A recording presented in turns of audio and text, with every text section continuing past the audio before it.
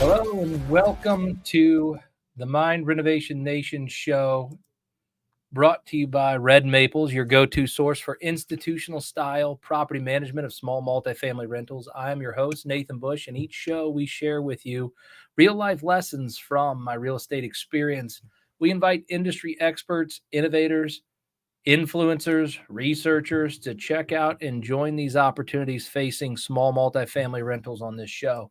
We've designed this show to answer the questions you have about researching the market, setting up effective management systems, and maximizing your returns.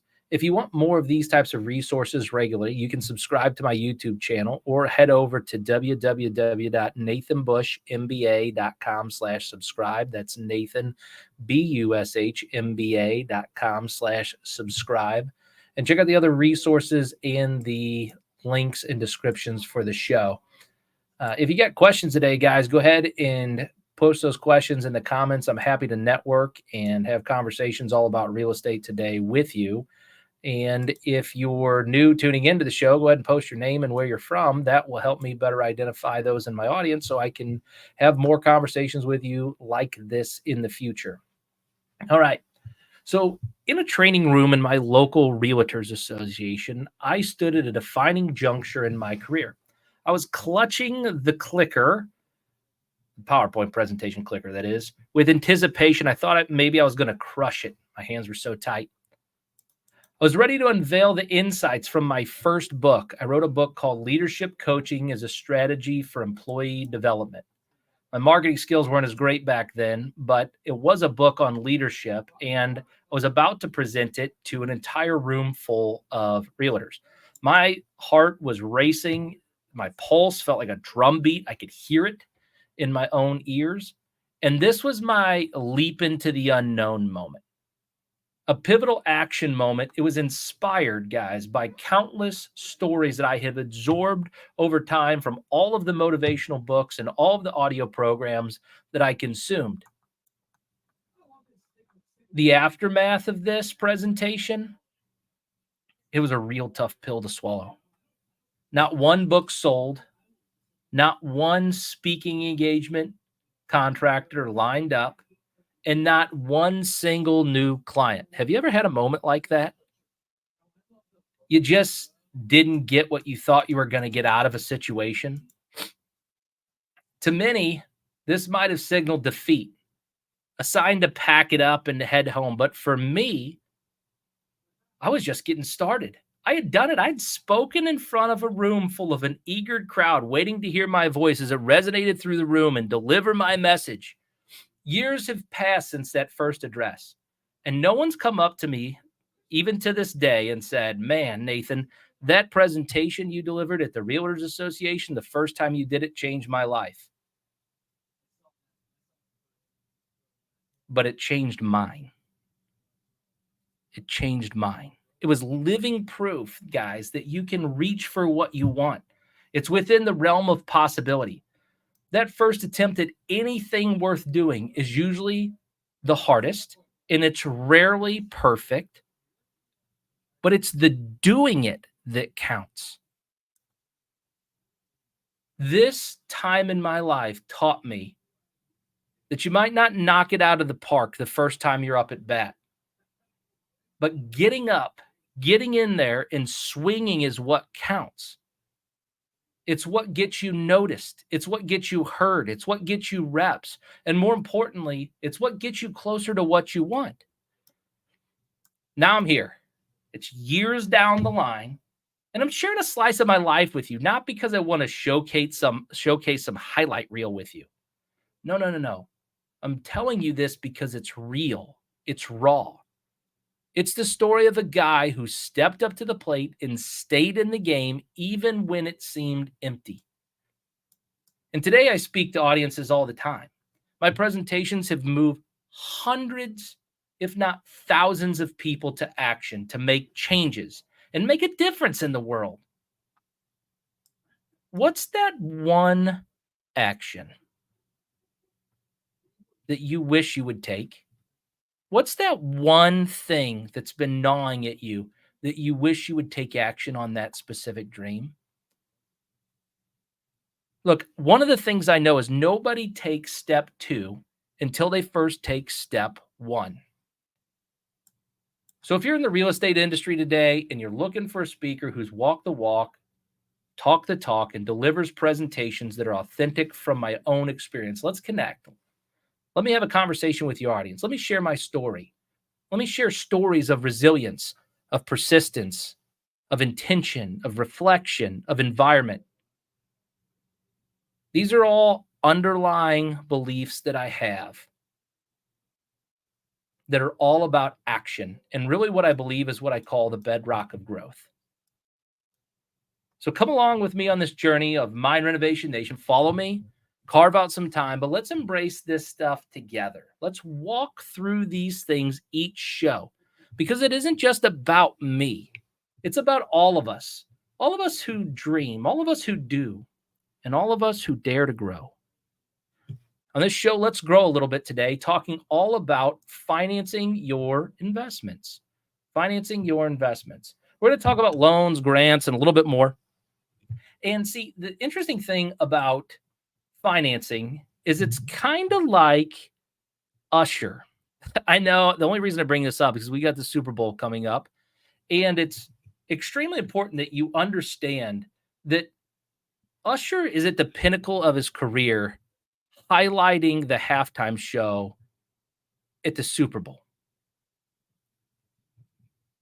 But he wasn't always the highlighter, the headline at the Super Bowl. He started as a little kid, just like you did. He put his pants on, brushed his teeth, got out of bed, went to school, did all the same things you did.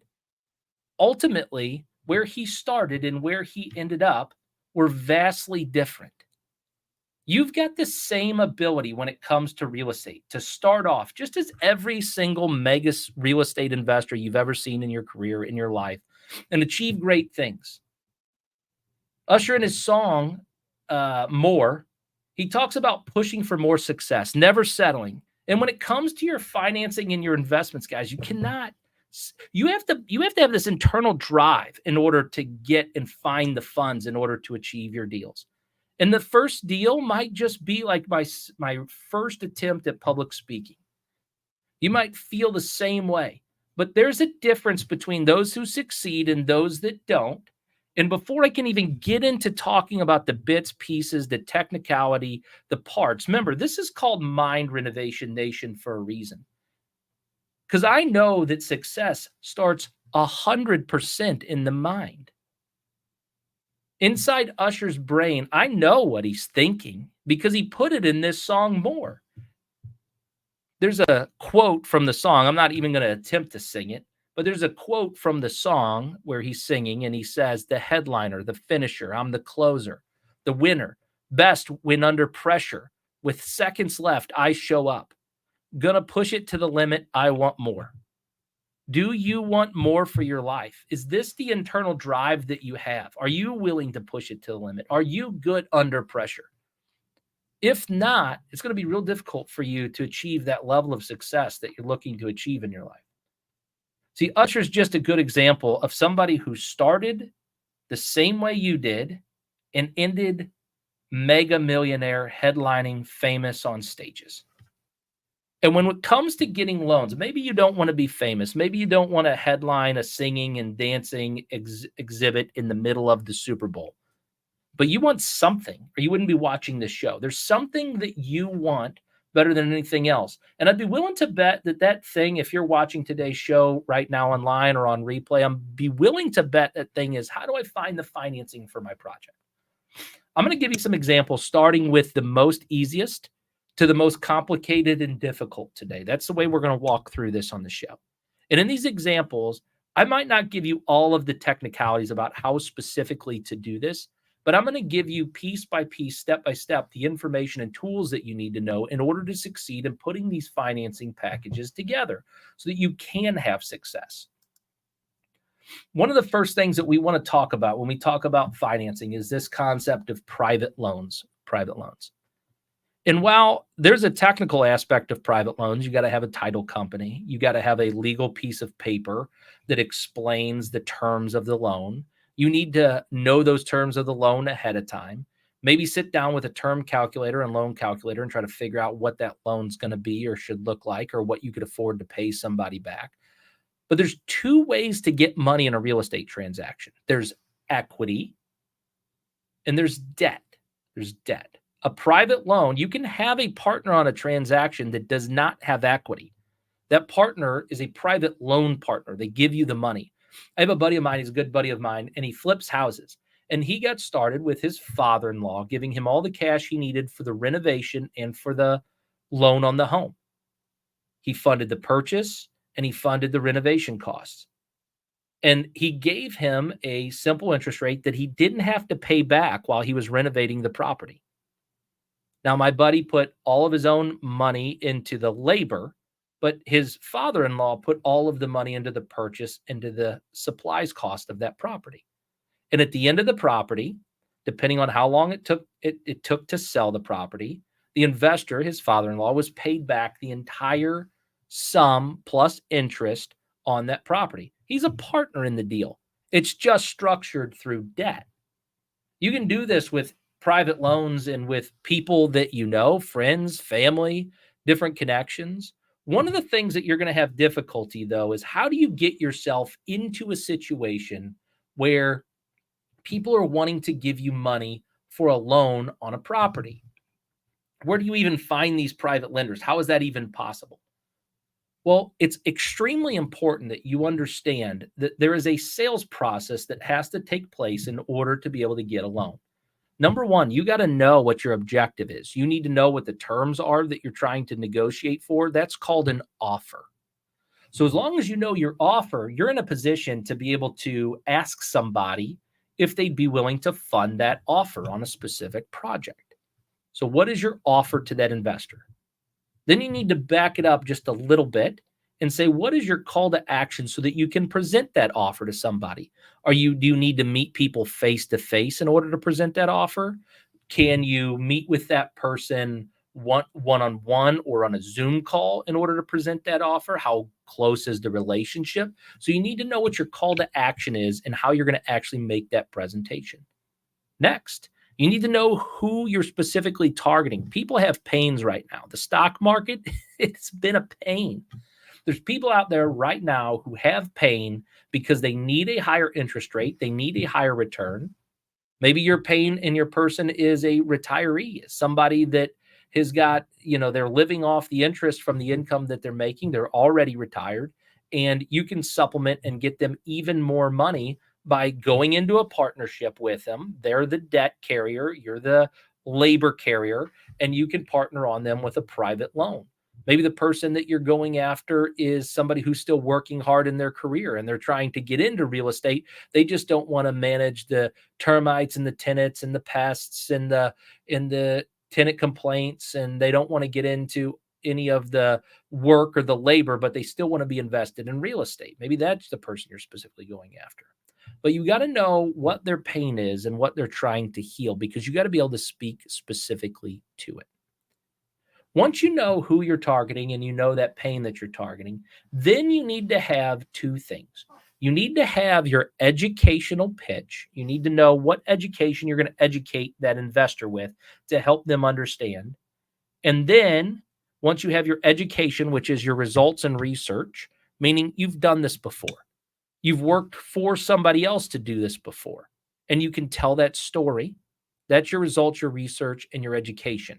So you're going to share those things, your results, your research, and your education with people in order to get them into a selling situation, in order to present the loan offering that you'd like to be able to work with. All right. So let me back that up a little bit further. I'm going to share with you my elevator spiel when I'm networking or meeting with people for the first time to help you get a better understanding of language and words you might be able to use in order to connect with somebody and get them into a selling situation. My spiel when I'm talking about red maples is we're an institutional style property manager who shows small multifamily real estate investors how they can achieve double-digit returns through small multifamily real estate investing. Would you be interested in knowing how we do that? This is a simple 1-2 step. You connect with them and you ask them a question. That question will lead you down a path. Do you know anybody that would be interested in achieving double-digit returns through small multifamily real estate? Might be a good question for you. But you got to have that stuff fleshed out and mapped out so that you can have people and get them into conversations about these private loans. Private loans are also extremely important and helpful for you as a real estate investor because they get you a track record. They get you some success. A lot of the stuff that we're going to talk about in the future becomes a little bit easier to obtain when you have a track record of utilizing private loans. So that's my first and foremost best recommendation is start in real estate with private loans like my friend did, who borrowed the money from his father-in-law to flip his first property. You can do the same thing. You just have to find the right lending source. You got to have the right offer, and it's got to make sense. Part of that process is a negotiation where you talk through what they're looking to achieve out of those flips. But there's people that want to be in real estate that don't have the time to do the work that you have the time to do. And that's step number one. Step number two that we're going to talk about in loans and lending is this concept of hard money. And I say it like that because a lot of people freak out about the concept of the term hard money. It's a terrible term. Like that's the worst marketing term in the history of real estate is hard money because it's not hard to obtain and it's not hard to use. It's just called hard money. These are additional private lenders, but these are people who have businesses already set up to do exactly like what you're going to do with private money. So you do a couple fix and flip loans with private money, but now you need to go get more money because you're on to another deal that you know that you can expand your business and continue to grow. Hard money, or what I call private lenders, is the way to do this. I'll give you another quick story. I had a friend of mine, and he is a real estate investor.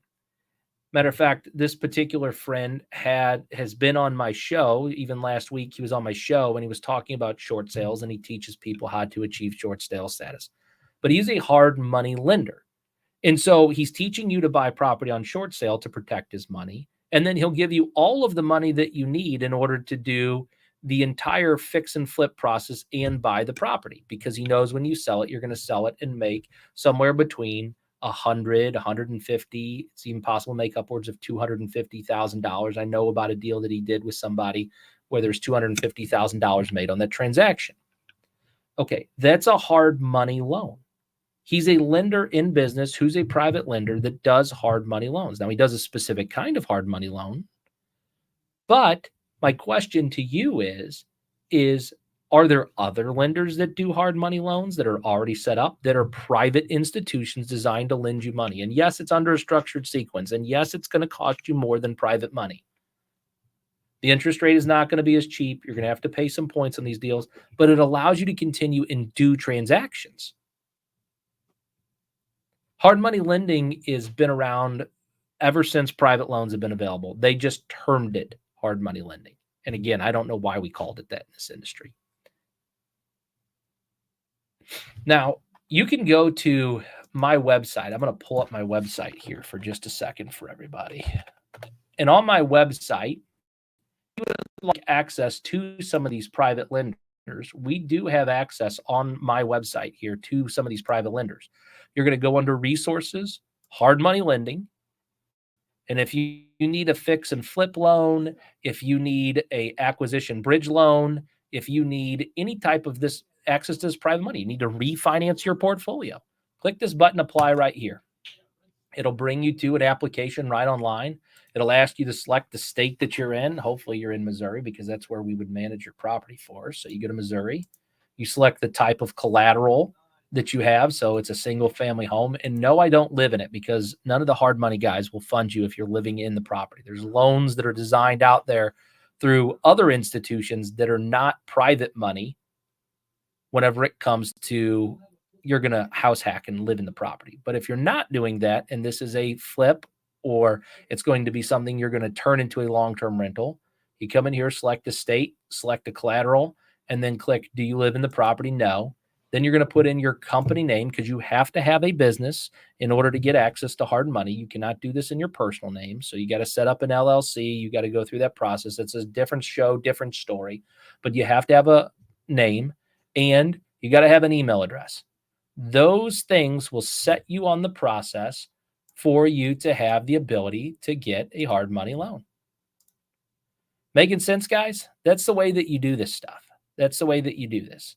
And so on our website, on my website, I've got access to the ability for you to be able to apply for hard money loans. So now there's private loans and there's hard money loans. And it's just an application process. It's an application process. Hope you guys are feeling confident about this information. When we start talking about financing, it can get real convoluted. We can talk about numbers. We can talk about rates of return. But I thought it was important today to walk you through the steps of growth in real estate to help you get from one level to the next level and help you start to begin to achieve the baby steps that you need to take. Just like how I got started out, whenever I first started speaking to audiences, I took the first step. The first step for you, private lending. Second step for you, hard money. Third step. This is banks. Banks. Let's talk about banks for a second. In my opinion, and this is only an opinion, I'm not an accountant or CPA. I'm not a financial planner. So I'm not a lawyer. So take the advice of me sparingly. Go talk to your other counselors to make sure that what I'm telling you is accurate for you and your finances. But banks are the most difficult to work with. And here's one of the problems that I found. I'll tell you another story. I know a gentleman that was going to get money through private lending, and it was going to be too expensive. So what he did was he went and applied to a bank, his local bank. And he thought his local bank was going to do the loan because the commercial loan officer told him that the bank could do the loan. 3 months into the transaction, thousands of lost dollars later, the bank comes to the end of it. Even though he met the credit criteria and the cash criteria, the bank declined the loan. Do you know why they declined the loan? Well, number one, banks require a certain occupancy rate. Typically, banks are going to require a certain occupancy rate in a portfolio of homes that are being refinanced. Banks often don't like to do your first transaction. They don't like to do the first deal because they want you to walk through the process of learning. Private money, let's go, private lenders, then banks. Private money, private lenders, and then banks, right? Private money, hard money, and then banks. And so a lot of banks don't want to do your first deal. They don't want to do your first transaction. They don't want you to make your mistakes on the bank's dollar. You also have to have a certain occupancy rate. You have to have certain collection rates. You have to have certain profit margins on your stuff. And won't tell you that up front. They'll just tell you that we need a minimum credit score of X and that the loan's got to be a minimum of X number of dollars and that it'll be for these terms. And then they gather all your information. They take months to try to close the loan and it doesn't close. And so that's why banks can be frustrating. On the flip side, here's where banks are good. Banks are good at oftentimes securing long-term debt on established, stabilized rental portfolios. So if you have a long-term, established, stabilized rental portfolio, meaning you've owned the homes for more than 2 years, they're occupied, and you have long-term leases on those units, then that's a good opportunity for banks. There's also commercial debt at this level. So the same way that there's hard money lenders or private lenders for when you're first kind of getting started through real estate and you need to move beyond just your friends and family and people that you've met at networking events, and you're getting into the hard money aspect, there's the same process for large commercial transactions. So these are institutions that typically beat banks on their private deals, but their underwriting criteria is going to be as strict, if not stricter, on the loan. Okay. So that's how banks work. Banks are not in the business of risking money. They're in the business of lending money, and there's some risk that comes associated with that. And they're a more complicated partner than just going private money. If you could put together private money, you're in much better position than you are if you have to take bank money. Because you can negotiate the terms of your private money much different than you negotiate the terms with bank money. Unless I guess you're a multi-billionaire and you have lots of leverage with a bank and you may be able to get some movement. But for the most part, your best bet is to start small, take baby steps, take action in the right direction, and then get to the point where you can put long-term bank financing on your portfolio of homes, on your apartment community that you have. This is making sense, guys. I hope this is helping you. If it's helping you and you've learned something today, put it in the comments. Share in the comments that that this is changing your life and making a difference. All right. Now let's talk about grants. Grants. How do you find them if they're available? Now, I put grants at the end of this process, right? We talked about the private money. We talked about the hard money. We talked about the bank money. Now we're talking about government money. How do you get grants? Well, one of the best grants that you can do if you're going to do it in real estate is what's called the Section 8 program. I consider it a grant because the government's going to grant you a portion of the tenant's rent through Section 8 programming. Now, again, there's even more stipulations and regulations that comes with their funding. And by the way, they can allow the tenant to live in the unit and take away money from you at the same time through their grant program called Section 8. Now, it's not actually a grant, but I put it under this section for Section 8 to help you understand that there's rules, stipulations that are beyond banks that when you're working with Section 8 that you have to deal with. All right. What about grants, though, Nathan? Can I get some grant money in order to renovate a property or to renovate my property or acquire my property? Let me show you if you're going to find grants. Let me show you how to find grants. So I'm going to search grants and I'm going to put in, let's say, Missouri. Then I'm going to put in the and symbol. And I'm going to say homes and apartments. And let's just see what grants pull up on Google. Oh, interesting. Housing and Social Assistance Program.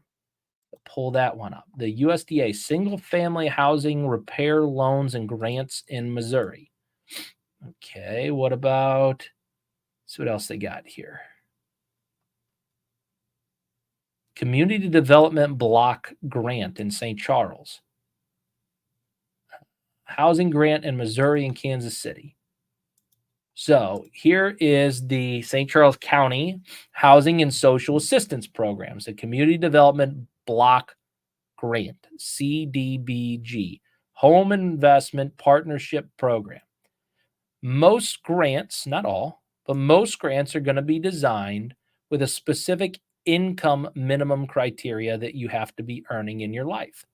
But it doesn't mean that you can't gain access if you're trying to get into a specific situation long term and get into investment real estate. This might be a good place to start, is to go, depending on where you live, and look up that grant. Instead of putting Missouri, you can put a city that your house is specifically in and see if there are any grants available. So this is one program that's available in St. Charles that's called the Community Development Block Grant Program. And so this is from local resources. The county allocates homeless, indigent, project care, and domestic violence funds. So if these are your backgrounds or your situations and you've been through that, it's terrible, and it would be horrible to be in that situation, you can receive funds from St. Charles in order to help renovate, fix up, purchase a home. Here's another one. The Single Family Housing Repair Loans and Grants in Missouri.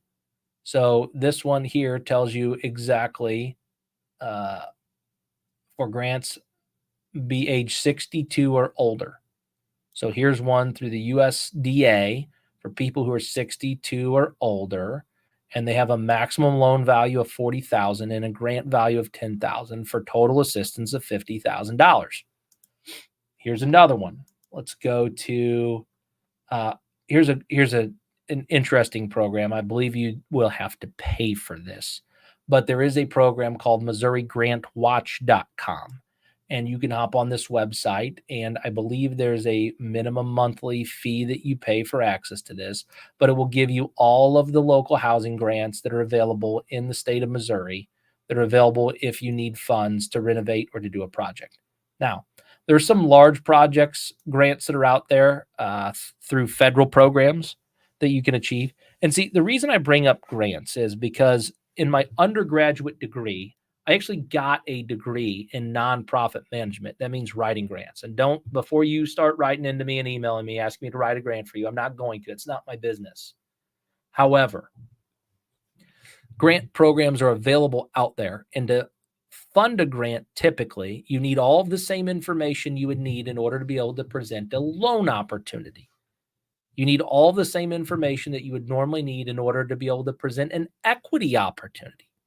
So it becomes a little bit more challenging to even qualify for a grant. And then in addition to getting those grants, which are possible and they're out there, there's HUD programs with very low interest rates for large apartment communities. There's a lot of stuff that's available, but you still got to be prepared to put yourself into a position as though you were going to borrow the money. You got to present all the information about how much, and then present information about the need in the community. You got to be able to present your need if it's you specifically who has a need. And you got to be able to articulate that so that some bureaucrat sitting behind a desk can approve that loan or grant situation for you through government programs. Does it make sense, guys? A lot of people have asked me about grants, and I figured I'd throw them in here and talk about them today, because if you're going to get a grant, just know that there's not only strings attached that comes with it. It's more complicated than a bank loan. There's a lot more work that goes into it, but you can research those grants and find those grants here locally. I showed you one process to do that. You use the and symbol when you're searching in Google. All right, cool. Hope that was helpful for somebody. I know somebody was looking for that. Before we go too much further, Web Insurance, our second sponsor here on the show, www.webinsurance.com. Let Web Insurance be your guide. They can review your current coverages and make sure that you have the correct policies in place at the most affordable prices. And what their clients love is that every year they proactively shop your insurance to ensure that you're truly with the most affordable carrier with appropriate coverages. From contractor to real estate investor, let Web Insurance be your guide. Visit www.web, that's with web with two B's, WEBB insurance, INSURANCE.com to get a quote from them on your insurances. All right, now back to the show. When you're applying for a bank loan, or if you're just a quality real estate investor in general, you're going to need to have some basic information. And so I highly recommend, if you're taking notes and been taking notes all along, this is some things to jot on your paper. And you need to fill out either an Excel spreadsheet, a database, something with all of this information in it so you have it readily available. First thing being the legal name of your business. You absolutely want to have and know that you have a LLC or a corporation or an S Corp. You got to have a business. And if you have a DBA, keep track of the paperwork and have it available. Then your contact information, name, phone number, email address. Then the date your business started. When did your business start? Do you have an accountant? What's their phone number? What's their email? What's your insurance agent's name? What's their phone number? What's their email? Who's the carrier on your property or properties? Do you currently have a current property management company? What's the property management's phone number, email address? The entity type, the Federal Employment Identification Number, your FEIN number. Do you have partners on your transaction? Do you know your partner's email addresses? Do you know their birth dates? How about your lawyer, your business lawyer? Do you have your business lawyer name? And then notes about the transaction or the deal that you're trying to achieve or get approved. The next thing, before we get into that, I do want to take a second to thank our second sponsor of the show, and then we'll hop right into the next thing. The second sponsor of our show is BBC Global Services. One of the companies that we're grateful that we use at Red Maples is BBC Global Services. They're an outsourcing organization that helps real estate investors and property managers like you focus on your superpowers. Simple and on your terms with no term limits and no minimums. If you need a virtual assistant to help you with administrative tasks, you can get a free consultation with no obligation. Go to www.bbcglobalservices.com. That's www.bbcglobalservices.com. So the next thing, the property info. Whether you're going to get a loan, a grant, a lease, you need a new manager, whatever the deal is, you're going to need to have the property info and property expenses readily available. We recommend keeping track of them something like this: the address, the town and city, the state, the zip, the year it was built, and the number of units for that property.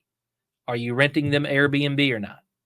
How about what is the annual taxes? What are the insurance costs annually? What are the principal and interest payment costs annually? How about any HOA fees, property management fees annually, maintenance fees annually, flood insurance annually? Make sure that you keep this up to date at least once a year so you know what's going on with each and every one of your rentals. You know, when you first get started, a lot of the stuff you probably know inside your head. And like most real estate investors, you want the money, but you don't want to do the work. I get it. I don't want to do the work as much as you want to do the work. And I own a management business. Like, I'm understanding of that. However, the more detailed you are in your side of things as a real estate investor, the more organized you are and the more professional you present, the more likely you are to be able to have really good conversations with private money, hard money, banks, and any of these government agencies for the loans that you're trying to get or grants.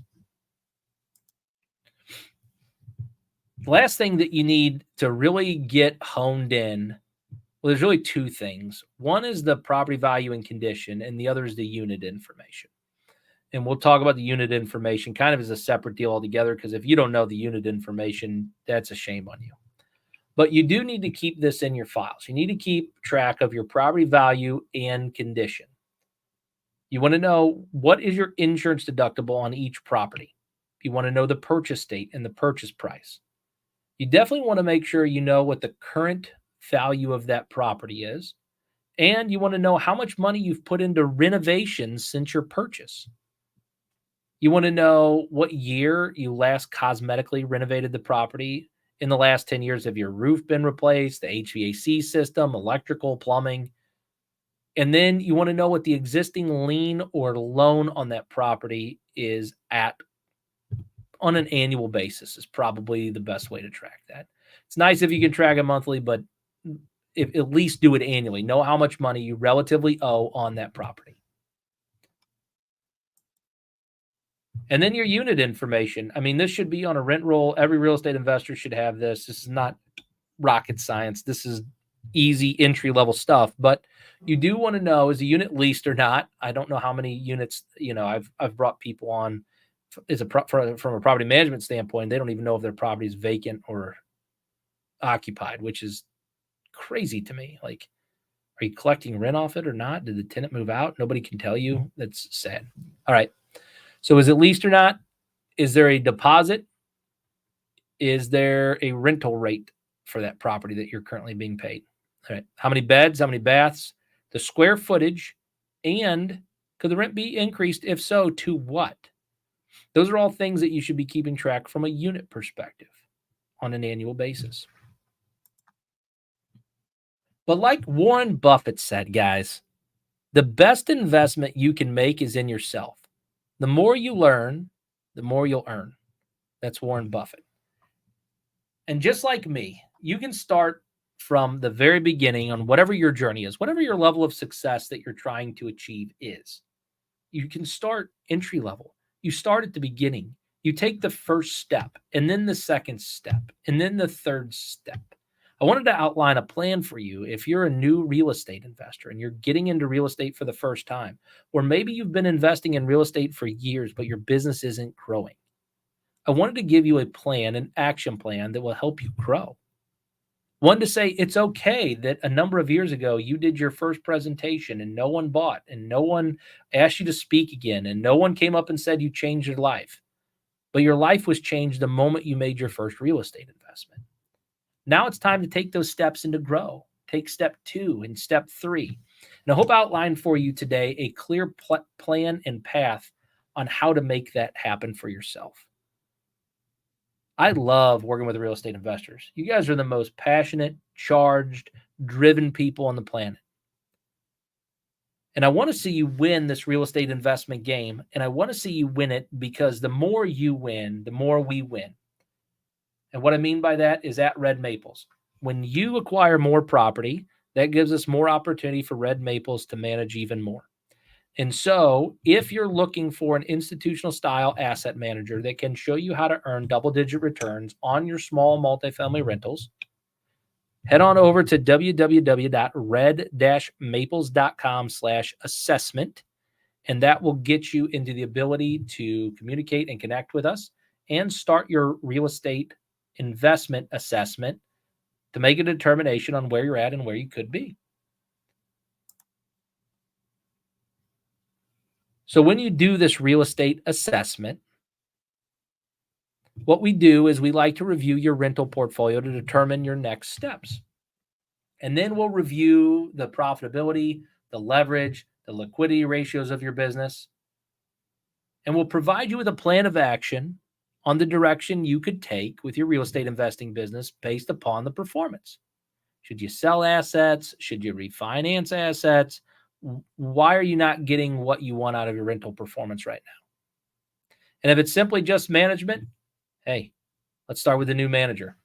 Go to red-maples.com/assessment for that free assessment. And that, Renovation Nation, brings us to the end of another episode.